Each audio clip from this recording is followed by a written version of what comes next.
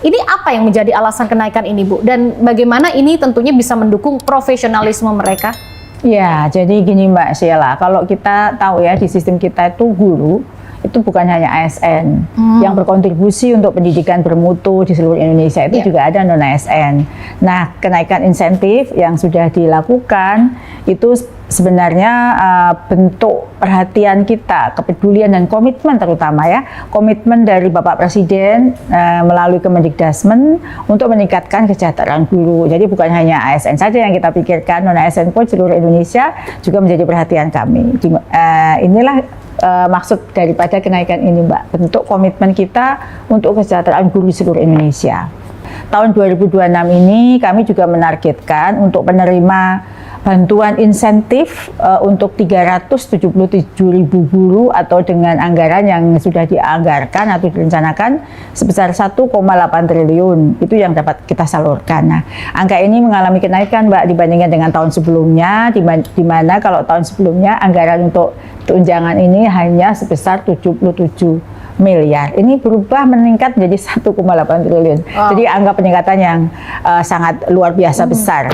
Dan dari sisi profesionalisme tentu kami juga mengharapkan insentif yang sudah disalurkan ini tidak hanya digunakan oleh ibu dan bapak guru untuk mencukupi kebutuhan sehari-hari saja, tetapi juga dapat membuka ruang bagi guru agar dapat mengembangkan kompetensi berkelanjutan secara mandiri. Mantap. Jadi kan kalau kita lihat ya, guru kan dibilang pahlawan tanpa tanda jasa. Harusnya memang ada jasanya ya Bu ya, karena luar biasa sekali mencerdaskan anak bangsa, dan guru ini di Indonesia kan banyak sekali begitu. Nah, kalau kita lihat tantangan nyatanya deh di daerah 3T misalnya, ini kan akses dan infrastrukturnya terbatas. Nah, untuk memastikan tunjangan maupun insentif bagi guru ASN maupun non ASN ini, ada strategi khusus nggak sih Bu untuk daerah 3T supaya lebih banyak guru ini yang juga merasakan manfaatnya dan terjangkau begitu? Iya, benar sekali apa yang sampaikan Mbak Sheila tadi, bahwa tantangan untuk daerah 3T itu sangat besar. Jadi kami memahami ya bahwa kebijakan kesejahteraan tidak boleh berhenti pada skema nasional yang seragam.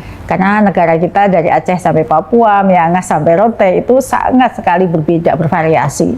Nah, kondisi-kondisi yang semacam ini, seperti kondisi yang guru yang berada di daerah 3T, itu dihadapkan dengan berbagai tantangan. Tantangannya tantangan geografis dan tantangan-tantangan yang lain. Nah, baik dari segi ya tadi ya geografis salah satunya, ada juga transportasi, infrastruktur yang belum memadai, keamanan untuk daerah-daerah yang penuh konflik, hingga jumlah murid yang tidak selalu ideal dalam memenuhi beban kerja sesuai standar. Jadi karena untuk menerima tunjangan kan ada aturan ya tentang beban kerja. Jadi untuk daerah 3T pendekatannya tentu beda ya, harus sifatnya itu afirmatif gitu Mbak. Yang mana di sini lebih afirmatif, adaptif, dan berbasis realitas di lapangan. Jadi kami tidak menutup mata dengan berbagai macam tantangan tersebut. Nah, dalam melaksanakan tugasnya, guru yang bertugas pada daerah khusus itu mendapatkan afirmasi dalam pemenuhan beban kerja sebagai salah satu syarat untuk menerima tunjangan. Namun, sekali lagi meskipun ada afirmasi, kewajiban keaktifan kegiatan tatap muka atau dalam kegiatan belajar mengajar dan pemutakhiran Dapodik harus terus dilakukan agar guru tadi dapat terupdate datanya. Jadi ini tentu kewajiban guru atau sekolah ya untuk terus melakukan pemutakhiran.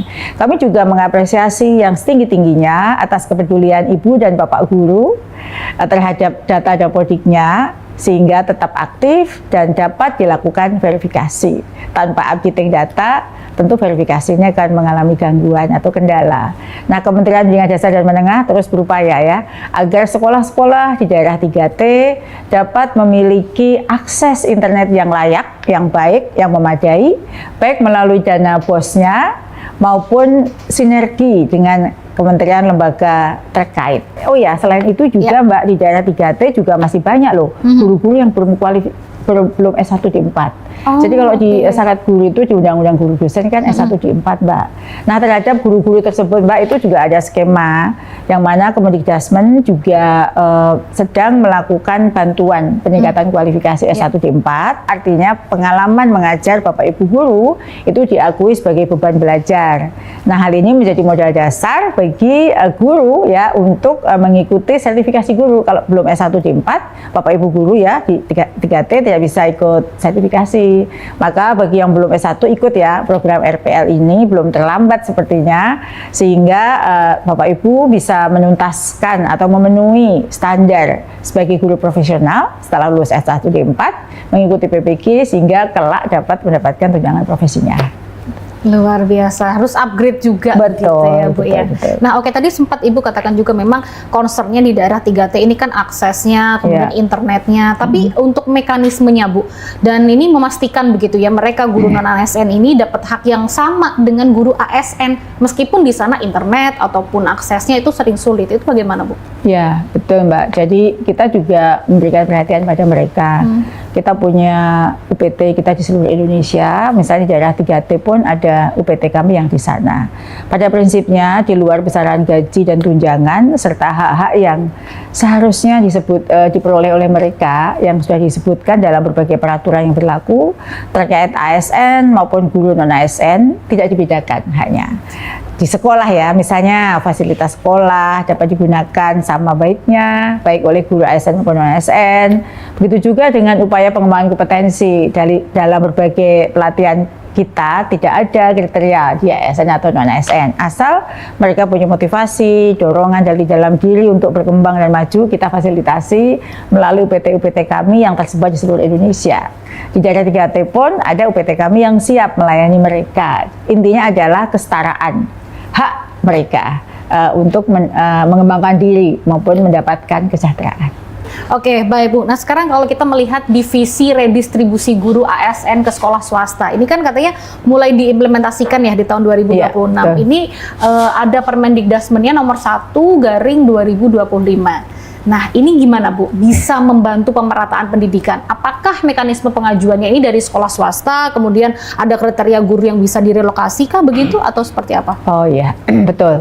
Jadi awal tahun 2025 ya, itu memang Kemendikbudrismen sudah mengeluarkan satu peraturan, yang mana peraturan ini berangkat dari kondisi guru kita yang belum terdistribusi dengan baik. Jadi banyak ada guru yang kelebihan di satu sekolah, tapi ada di sekolah baik negeri maupun swasta yang masih kekurangan guru.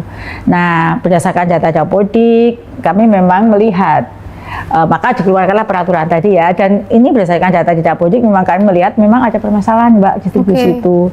Jadi ada guru yang tadi saya sebut di sekolah negeri itu yang berlebih untuk mata pelajaran tertentu, tapi ada di sebelahnya itu guru sekolah swasta yang kekurangan guru.